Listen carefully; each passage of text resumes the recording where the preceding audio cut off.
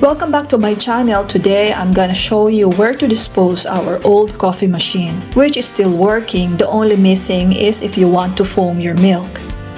The Spanish government made a great effort to make the city of Palma clean and organized.